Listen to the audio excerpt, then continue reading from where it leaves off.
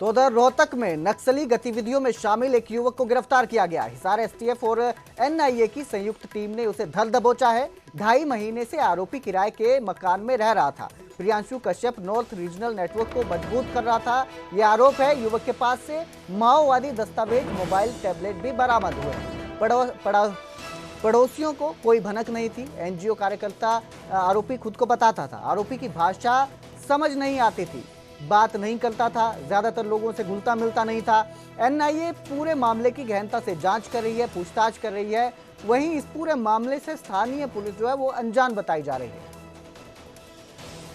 तो नक्सली गतिविधियों को लेकर युवक को गिरफ्तार किया है। हिसार एसटीएफ और एनआईए की संयुक्त टीम ने दबोचा है इस आरोपी को। 2.5 महीने से आरोपी प्रियांशु कश्यप किराए पर रह रहा था, नॉर्थ रीजनल नेटवर्क को मजबूत कर रहा था। आरोप है युवक के पास से माओवादी दस्तावेज, मोबाइल, टैबलेट बरामद हुए हैं।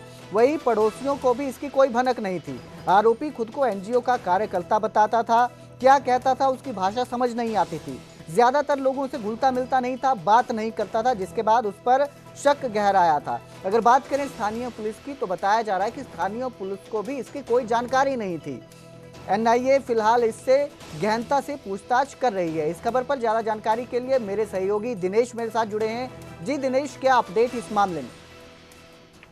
हाँ बिल्कुल, देखिए एनआईए के हाथ में बड़ी उपलब्धि हाथ लगी है। रोहतक जिले के लाखमारा गांव में किराए पर प्रियांशु कश्यप नाम का युवक रहता था। वो मूल रूप से छत्तीसगढ़ के बक्सर दरभंगा का रहने वाला था और पिछले 2-2.5 महीने से यहाँ पर किराए पर रहता था।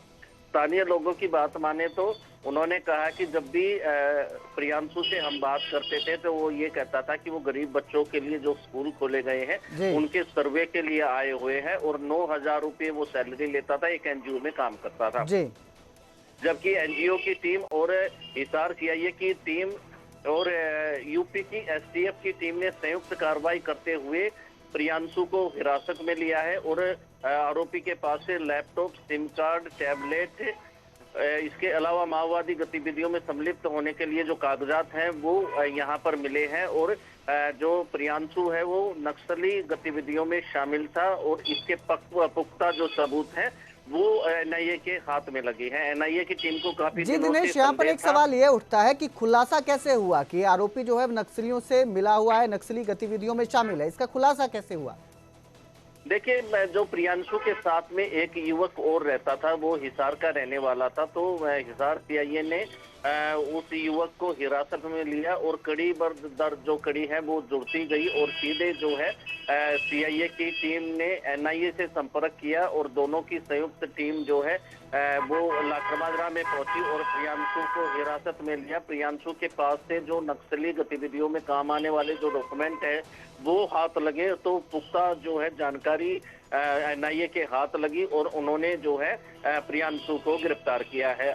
एनआईए की टीम जांच कर रही है कि प्रियांशु के रोहतक में कहाँ का तार थे, क्योंकि जो जहां पर प्रियांशु रहता था वहां के जो पड़ोसी है उनका कहना था कि एमडीयू जो महर्षि दयानंद यूनिवर्सिटी है उसके बाहर भी कई बार प्रियांशु को देखा गया। तो कहीं ना कहीं इसके तार एमडीयू से भी जुड़े हो सकते हैं, इसकी भी जांच की जा रही है। जी बहुत बहुत शुक्रिया इस तमाम जानकारी के लिए दिनेश कौशिक, हमारे साथ जुड़ने के लिए शुक्रिया।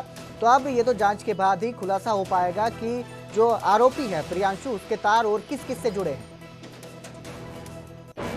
2 बंदे थे जिਵੇਂ अपना मेरे ने बुद्धि होता ही वे ने बोले हम तो सर्वे करनी है बच्चे। हाँ फिर मखा भाई किस चीज की सर्वे करे है? बोले आंटी हम ये स्कूलों में बच्चे कितने पढ़े हैं, कितने पढ़ावे हैं और इस फालतू जी मन ज्ञान नहीं है बूझन के।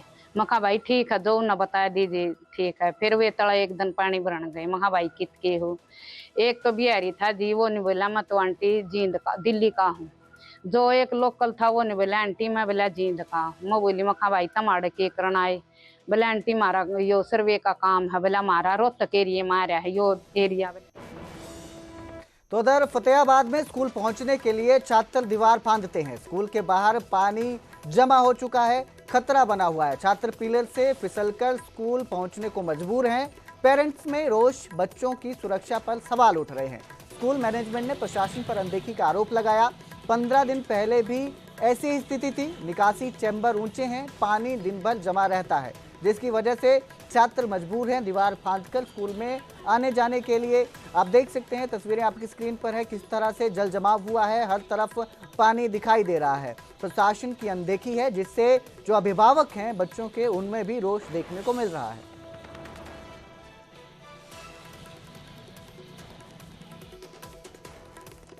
Food safety and standard authorities of India FSSAI ने सभी फूड बिजनेस ऑपरेटर्स जैसे रेस्तरां, ढाबे, कैफे और खाने पीने की दुकानों को अपने FSSAI लाइसेंस या रजिस्ट्रेशन सर्टिफिकेट डिस्प्ले करने के आदेश दिए हैं।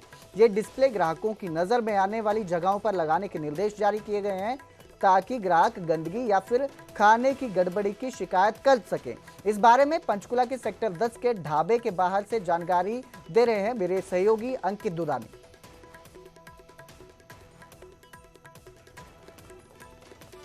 हम पंचकुला के सेक्टर 10 में मौजूद हैं। आप देख सकते हैं कि यहाँ ढाबे हैं, कई ढाबे हैं यहाँ। जो ढाबे अपना वैष्णो ढाबा है, अपना किचन करके है, तवा ढाबा है, इसको कहीं ना कहीं एक ढाबा चौक भी कहा जाता है। तो कई ढाबे यहाँ मौजूद हैं और इन ढाबों के ऊपर हम देखते हैं कि किस तरह से वो फूड सिक्योरिटी एक्ट के तहत जो गाइडलाइंस आई है वो गाइडलाइंस क्या फॉलो हो रही हैं। तो बात भी करने की कोशिश करेंगे। आप देख सकते हैं कि साफ सफाई कहीं ना कहीं नजर आ रही है, लेकिन पूछेंगे कि एक जो फूड सिक्योरिटी एक्ट के तहत जो गाइडलाइंस नई जारी हुई है, आपसे जानना चाहेंगे। तो उसमें कहा गया है कि जो आपका फूड सिक्योरिटी रजिस्ट्रेशन है वो आपने लगा रखा है। जी लगा रखा है, ये सामने बिल्कुल फ्रंट। ये आप देख सकते हैं कि इन्होंने फूड सेफ्टी जो अथॉरिटी है उसने गाइडलाइंस में कहा है कि अपना जो लाइसेंस है वो लगाना पड़ेगा, और वो लाइसेंस यहाँ लगा रखा है। कहीं ना कहीं ये कहा गया है कि ये जो लाइसेंस है ये आम ग्राहक को दिखना चाहिए। जी जी बिल्कुल दिखना चाहिए, जिससे कि कोई भी अगर उनको ग्रीवेंसीज है, कोई समस्या है, कोई खाने में प्रॉब्लम है या साफ सफाई नहीं है, तो उसकी शिकायत कर सके। बिल्कुल कर सकेगा, बिल्कुल। तो ये कस्टमर का राइट है। तो बिल्कुल आप देख सकते हैं कि कस्टमर का राइट है, वो खुद ही कह रहे हैं कि, और फूड जो सिक्योरिटी एक्ट के तहत जो सेफ्टी एजेंसी है, जो अथॉरिटी है, उसने ये गाइडलाइंस जारी की हैं और यहाँ जो भी खाने पीने के लिए आता है तसल्ली से बैठ करके खा सकते हैं। सारी व्यवस्थाएं की गई है।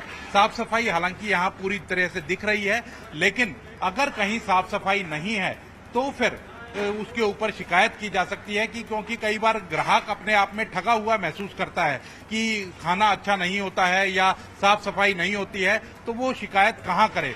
और उसके साथ ही QR कोड स्कैन करके और वो अपना शिकायत दर्ज कर सकता है। तो अब जो नई गाइडलाइंस आई है फूड अथॉरिटी ऑफ इंडिया की, तो वो यहाँ फॉलो होती हुई नजर आ रही है। और ग्राहकों के लिए ऐसा नहीं है कि आप होटल या रेस्टोरेंट में जाएंगे तब ही ये आपको शिकायत करने को मिलेगी अगर वहाँ अच्छी चीज नहीं है। ऑनलाइन अगर कोई आप फूड ऑर्डर करते हैं तो उसके अंदर भी वहाँ जो उन्होंने उनका रजिस्ट्रेशन है तो वो भी दर्शाना पड़ेगा, जिससे कि अगर ऑनलाइन फूड भी अगर खराब स्थिति के अंदर आता है या अच्छा नहीं आता है तो उसकी भी शिकायत की जा सके। तो उधर सोनीपत में बड़ा हादसा हो गया। श्रद्धालुओं से भरे कैंटर से ट्रक टकराया है। हादसे में एक श्रद्धालु की मौके पर मौत हो गई, वहीं 4 श्रद्धालु गंभीर रूप से घायल बताए जा रहे हैं। अस्पताल में भर्ती किया गया है। जितने भी घायल श्रद्धालु हैं सभी को, ये सभी श्रद्धालु हरिद्वार जाते हुए यात्रा पर थे। हादसा गांव बड़ी के पास नेशनल हाईवे 44 पर हुआ है। ट्रक की रफ्तार तेज थी, जिसकी वजह से भयानक टक्कर हुई और इस हादसे में एक श्रद्धालु की मौके पर ही मौत हो गई, जबकि 4 घायल बताए जा रहे हैं जिनका इलाज चल रहा है। ये गांव बड़ी के पास काली मंदिर के पास पेट्रोल पंप है जी, वहाँ गाड़ी साइड में लगाई थी। लेडीज पेशाब सूप करने के लिए उतरी थी। उतरते ही गाड़ी पीछे से आई बहुत तेजी से और खड़ी खड़ी गाड़ी में ठोक दिया, जिसकी हमारे साथी की कि वहाँ पर खड़े पे मौत। क्या नाम था जिसकी मौत? उसका राजवीर सिंह था जी, और काली जी, गाँव लहराड़ा जी। कहाँ से कहाँ जा रही थी? जोत के लिए जा रही थी हरिद्वार जी। लहराड़ा से सोनीपत से जी, हरियाणा से। टेम्पो में? हाँ जी, मुर्गी फार्म का जाला था जी। टक्कर किसने मारी? ट्रक वाले ने मारी सर। हाँ जी, मौके पे राजवीर की मौत? हाँ, मौके में हॉस्पिटल में ले गए, इतने में मौत हो गई जी। घायल कितने? घायल 4-5 आदमी है जी, लेडीज 1-2 है, बच्चे हैं। हाँ जी। पुलिस को कंप्लेंट कर दी है? हाँ, पुलिस कंप्लेंट साथ ही साथ होगी।